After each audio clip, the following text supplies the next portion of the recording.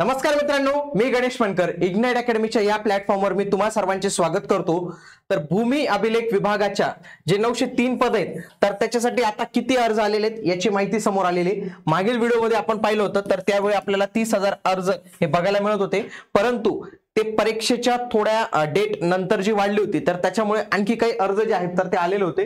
तर आता टोटल आपल्याला एक आकडा कळतोय की 37,000 अर्ज आलेले आहेत। त्यासोबतच कोणत्या विभागात किती अर्ज आलेले आहेत तर याची पण माहिती आपल्याला आलेली आहे, म्हणजे ती पण एक चांगली गोष्ट आहे की आता आपल्याला आपल्या विभागामध्ये किती कॉम्पिटिशन आहे, पर पोस्ट किती कॉम्पिटिशन आहे, तर या सगळ्या गोष्टी ज्या आहेत तर त्या कळणार आहेत। आणि याचा मात्र काही कट ऑफवर परिणाम होतो का तर ते पण आपण जे आहेत तर त्या काही गोष्टी पाहणारच आहोत मित्रांनो। तत्पूर्वी तुम्हाला देखील तुमची विभागनिहाय स्पर्धा जाणून घ्यायची असेल तर याच्यासाठी इग्नाइट अकॅडमीने काय केलं मित्रांनो, या रविवारी 2 तारखेला 11 वाजता तुमच्यासाठी एक लाईव्ह टेस्ट ठेवलेली, पूर्ण फुल सिलेबस टेस्ट। 1 रुपयात ही टेस्ट असणार आहे आणि तुम्ही काय करायचं की तुमच्या ज्या विभागात तुम्ही फॉर्म भरला असेल त्याच विभागाची टेस्ट द्यायची। फॉर एक्झाम्पल पुण्याचा फॉर्म भरला असेल पुण्याची टेस्ट द्या, कोकणचा असेल नाशिक, नागपूर, अमरावती, छत्रपती संभाजीनगर, एकाच विभागातून टेस्ट देण्याचा प्रयत्न करा। आणि याची जी रँक असेल तर तुम्हाला तुमची रँक कळणार आहे, तुमची कॉम्पिटिशन कळणार आहे, तुमच्याच्यात कितीचा टॉपर येतोय, त्याला किती मार्क येत आहेत, मला किती मार्क येत आहेत, तर या सगळ्या गोष्टी तुम्हाला ज्या आहेत तर त्या कळणारच मित्रांनो। म्हणून रविवारी 2 तारखेला सकाळी 11 वाजता ही टेस्ट जी आहे तर ती तुम्ही नक्की जॉईन केली पाहिजे। ही विभागनिहाय टेस्ट असणार आहेत मित्रांनो। ओके, बघा, राज्य शासनाच्या भूमी अभिलेख विभागात 903 पदांसाठी जाहीर तर ती जाहिरात आलेली होती मित्रांनो। याच्यासाठी तब्बल 37,152 एवढे अर्ज आलेले। किती? 37,152 एवढी टोटल अर्ज आपल्याला इथे पाहायला मिळतात।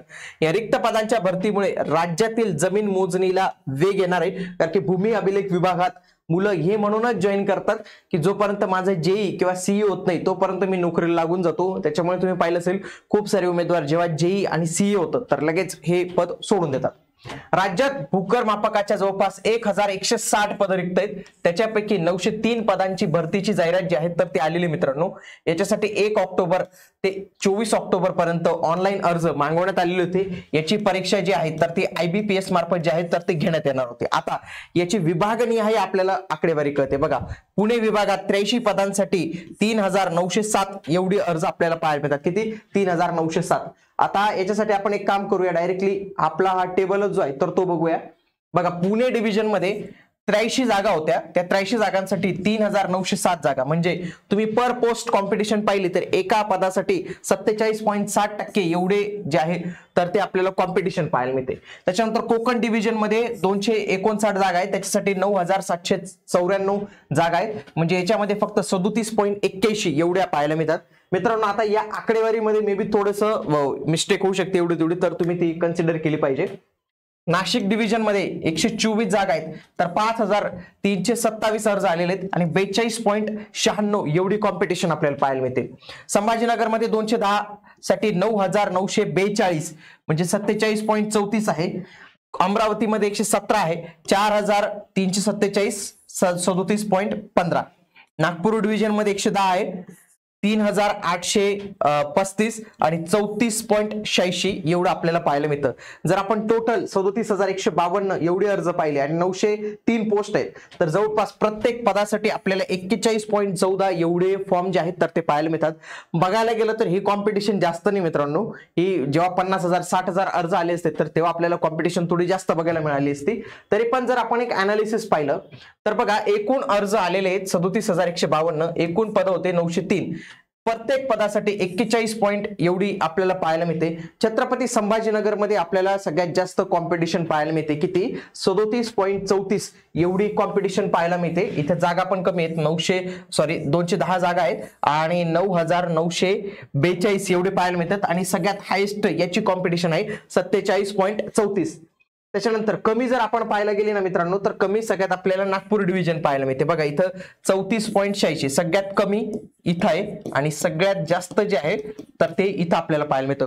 कोकण डिव्हिजन मध्ये जागा यावेळी जास्त होत्या, तरी देखील तिथं काही जास्त अर्ज जे आहेत तर ते अपेक्षेप्रमाणे आलेले नाही। प्रत्येकाला काय वाटलं की जो तो कोकण डिव्हिजन मध्ये जे आहेत तर ते अर्ज करू शकतं, तर त्याच्यासाठीच आपल्याला या सगळ्या गोष्टी इथं पाहायला मिळतात मित्रांनो। पुढे तर हे अशा पद्धतीने होतं. याचा तुमच्या कटऑफवर फारच खतरनाक परिणाम होईल असं होत नाही मित्रांनो. छत्रपती संभाजीनगरचा खूपच जास्त लागेल आणि नागपूरचं खूपच कमी लागेल असं नाही होत मित्रांनो. त्याच्यासाठी तुम्हाला काय करावं लागतं, तुम्ही तुमचा अभ्यास सुरू ठेवा. बाकी जो कटऑफ लागणार आहे तर तो परीक्षेचे जे काही प्रश्नपत्रिकांचं स्वरूप आहे तर त्याच्यावरच लागणार आहे, म्हणून त्याचं तुम्ही टेन्शन घेऊ नका. भूमी अभिलेख विभागाची एकदम कमी दिवसात तयारी करून घेण्यासाठी आपली भूकर मापकची जी बॅच आहे मित्रांनो नॉन टेक्निकलची, तर ते तुम्ही नक्की जॉईन करू शकतात.